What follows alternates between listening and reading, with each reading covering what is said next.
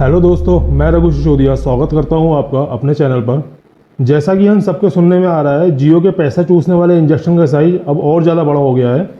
सितंबर 2016 से लॉन्च होने के बाद फ्री करके 4G की आदत डाल दी, फिर 4G फ़ोन खरीदवा दिए। उसके बाद में पूरा कंपटीशन ही ख़त्म कर दिया मार्केट से टेलीकॉम सेक्टर का। मोस्टली सारी कंपनियां एयरसेल, डोकोमो, वोडाफोन सारी डूब गई। इनके डूबने के बाद में शुरू हुआ प्राइस हाइक का गेम। भैया, जियो को शुरुआती दिनों में 399 रुपये के पैक में 1.5 GB पर डे का डेटा मिला करता था 84 दिन की वैलिडिटी के साथ में, जो कि 2024 आते आते 666 रुपये का हो गया। मतलब सीधा 66% का हाइक। अब 3 जुलाई से उसी प्लान के लिए 879 रुपये खर्च करने पड़ेंगे, मतलब 33% से ज़्यादा का हाइक। भाई साहब, मोटा भाई बच्चों की शादी का सारा खर्चा जियो के कस्टमर से वसूल करेंगे। आप ना दावत में गए, आपने किसी भी बॉलीवुड, हॉलीवुड और WWF के सेलिब्रिटी के साथ में फ़ोटो भी नहीं खिंचवाई, उसके बाद में बिल आपके ऊपर फटेगा और मटका भी आपके ऊपर फूटेगा। 2016 के बाद मोटा भाई ने रोटी, कपड़ा और मकान से ऊपर इंटरनेट को पहुंचा दिया।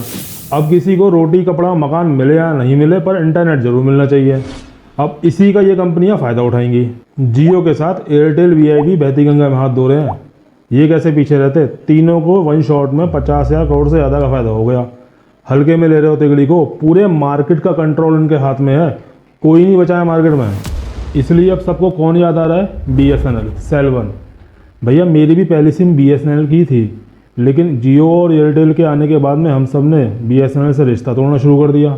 अब जब मोटा भाई का प्राइस हाइक का हंटर चरम सीमा पर है, तब हम सबको पुराना रिश्तेदार याद आ रहा है।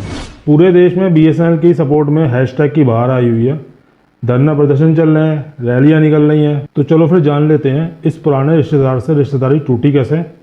BSNL के साथ में ऐसा क्या हुआ कि वो मार्केट से गायब हो गया? लेकिन ना, कारण एक नहीं बहुत है। तो भैया, सबसे बड़ा सवाल तो यही उठता है कि उस टाइम का सबसे बड़ा लीडर मार्केट में, BSNL उस टाइम सबसे बड़ा लीडर था, गवर्नमेंट को सोने का अंडा देने वाली मुर्गी थी, वो एक साथ लॉस में कैसे आ गई? और लगातार लॉस में चलते हुए भी आज तक BSNL सर्वाइव कैसे कर रहा है? जैसा कि सब चाहते हैं, क्या BSNL की वापसी हो पाएगी? BSNL की वापसी जरूरी क्यों है?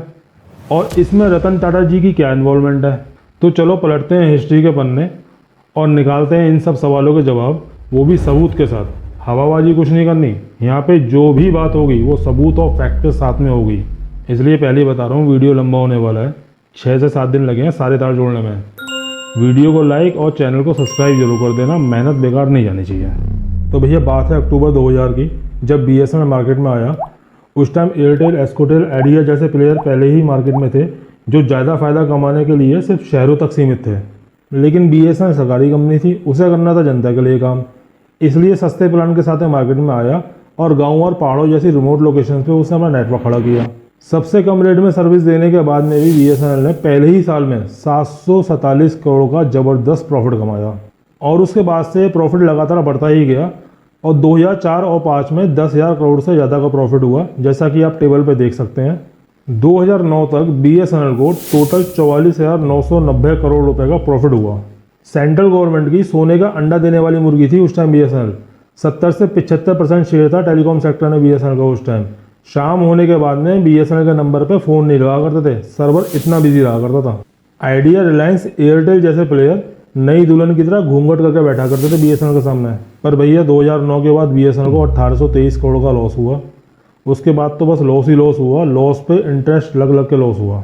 लेकिन ये लॉस का बीज 2007 में ही बोया जा चुका था, क्योंकि 2007 के बाद में BSNL का प्रॉफिट कम होना शुरू हो गया था, जिसका पहला रीज़न उस टाइम का टेलीकॉम मिनिस्टर दयानिधि मारन है, जो कि सन टीवी के मालिक कलानिधि मारन के भाई हैं।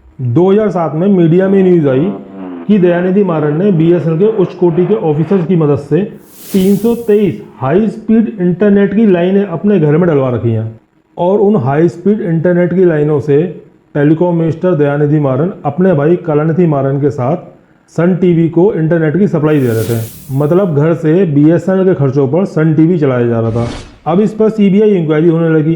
बाद में मीडिया में न्यूज़ आई कि भैया 323 लाइनें नहीं, 764 हाई स्पीड इंटरनेट की लाइनें थीं। मतलब पहली रिपोर्ट के हिसाब से दुगनी से भी ज़्यादा। और BSNL के एक्सचेंज से स्पेशल खुदाई हो गए, वो दयानिधि मारन के घर तक बिछाई गई थी। और ये महंगी सर्विस सन टीवी को जुलाई 2004 से जून 2007 तक बिल्कुल फ्री मिली थी। भैया गांव में लैंडलाइन कनेक्शन पहुंचने में सदियां लग गई और उस टाइम 2007 में नेताजी को हाई स्पीड इंटरनेट की 764 लाइनें फ्री में मिल गई। इसे बोलते हैं पॉलिटिकल पावर। ये स्कैम हर साल डबल होता गया और उसमें नए नए खुलासे होते गए। 2004 में कांग्रेस ने 15 पार्टियों के साथ गठबंधन करके सरकार बनाई थी। उसमें से एक पार्टी तमिलनाडु की डीएमके थी और उसी के एमपी थे दयानिधि मारन, और इन्होंने 2004 से ही मलाई खानी शुरू कर दी थी। जब इस केस का खुलासा हुआ पूरी तरीके से, तब दयानिधि मारन को रिजाइन करना पड़ा था क्योंकि गठबंधन की सरकार थी। इसलिए ए राजा को टेलीकॉम मिनिस्टर बनाया गया और वो भी डीएमके पार्टी के नेता थे। अब इन्हें टेलीकॉम मिनिस्टर बनाने का एक और पर्पस था और वो ये था कि बीएसएनएल के स्टाफ से ज़्यादा बातें बाहर ना आए। पहले ही 323 से 764 लाइनें हो चुकी हैं, पर बात यहाँ पर ख़त्म नहीं हुई। अभी देश का सबसे बड़ा घोटाला होना बाकी था। उस टाइम बीएसएनएल वाईमैक्स टेक्नोलॉजी पे काम कर रहा था और बीएसएनएल का प्लान $750 मिलियन वाईमैक्स पर खर्च करने का था, जिससे बीएसएनएल को पूरे देश में स्पेक्ट्रम बांटना आसान हो जाता और उस टाइम पूरे देश को वायरलेस हाई स्पीड इंटरनेट मिल जाता। पर इस काम में हो गया 2G घोटाला और मीडिया रिपोर्ट्स के हिसाब से ये घोटाला 1.76 लाख करोड़ का था। बस फिर क्या था, बीएसएनएल आ गया बैसाखियों पर और खुद को अपडेट नहीं कर पाया। हालांकि बाद में दिसंबर 2021 में दिल्ली की पटियाला कोर्ट ने ए राजा और उनके बाकी साथियों को एक लाइन लिखकर बरी कर दिया और वो लाइन थी, सबूतों के अभाव में इनको बरी किया जाता है, जिस पर पॉलिटिक्स आज भी चल रही है और केस रीओपन होने की बातें मीडिया में आ रही हैं। कोर्ट का डिसीजन आने के बाद उस टाइम के CBI director mister AP Singh ने बोला कि हमारी 60 पेज की चार्जशीट की तारीख तो सुप्रीम कोर्ट ने भी करी थी। स्पेक्ट्रम के लाइसेंस देने की आखिरी तारीख 1 अक्टूबर थी, पर आवेदन 25 सितंबर से पहले ही लेने बंद कर दिए गए थे। ऐसा सिर्फ यूनिटेक और स्वयं को फायदा पहुंचाने के लिए किया गया था। अब ऐसी जानकारी सामने आने के बाद तो ऐसा लगता है जैसे बीएसएनएल उस टाइम दही की हांडी थी और सब उसमें से मक्खन निकाल रहे थे। अब इन दो कांडों के बाद में बीएसएनएल की तो आ गई आफत। एक टेलीकॉम मिनिस्टर बीएसएनएल खर्चे पर टीवी चैनल चला रहा है और दूसरा सबसे बड़े घोटाले का आरोपी बन गया। अब सीबीआई और बाकी सारी एजेंसियों की दोनों नजरें बीएसएनएल पर टिक गई क्योंकि 2 नंबर के सबसे ज़्यादा पैसे की बाढ़ तो बीएसएनएल में आई हुई थी। अब जितने भी छोटे बड़े टेंडर थे सब पर जांच बैठ गई, सबकी निगरानी शुरू हो गई और सब में घपले मिले। बिना नाम और एड्रेस की शेल कंपनियों को टेंडर दिए जा रहे थे, नोकिया जैसी कंपनी को घुसने भी नहीं दिया जा रहा था। एप्लीकेशन फॉर्म भी उसका कचरे का डब्बे में डाल दिया था। इसके बाद बीएसएनएल के सभी ऑर्डर कैंसिल होने लगे। बीएसएनएल जो भी प्रोजेक्ट और टेंडर लेके आता उस पर जांच बैठ जाती और टेंडर लटक जाता। 2008 में बीएसएनएल ने एक नया प्रोजेक्ट शुरू किया जिससे रूरल पॉपुलेशन को फायदा पहुंच सके और इस टेंडर के लिए बीएसएनएल ने जबरदस्त शर्त रखी। बाद में इस प्रोजेक्ट में भी गड़बड़ मिली और गवर्नमेंट ने इस प्रोजेक्ट को भी बंद कर दिया। सरकार की पहले ही इसमें बहुत ज़्यादा बदनामी हो चुकी थी, 2 मंत्रियों को रिजाइन करना पड़ गया था। गठबंधन की सरकार थी इसलिए चुप रही।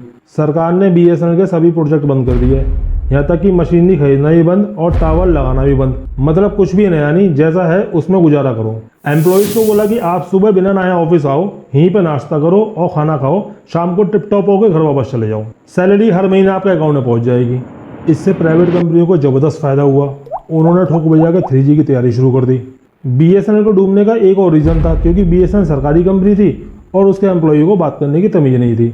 ज़्यादातर एम्प्लॉय बदतमीजी से ही बात किया करते थे। किसी को नया कनेक्शन चाहिए तो पहले बीएसएनएल के ऑफिस का चक्कर लगाओ, एप्लीकेशन फॉर्म भरो, साहब लोगों के आगे पीछे घूमो, तब जाके 2 से 3 महीने में कनेक्शन मिलेगा। ऊपर से जो बंदा इंस्टॉलेशन के लिए आता था उसका एटीट्यूड दरोगा से कम नहीं हुआ करता था। कनेक्शन मिलने के बाद में कस्टमर कोई कंप्लेंट करता है तो उसकी कोई सुनवाई नहीं हुआ करती थी।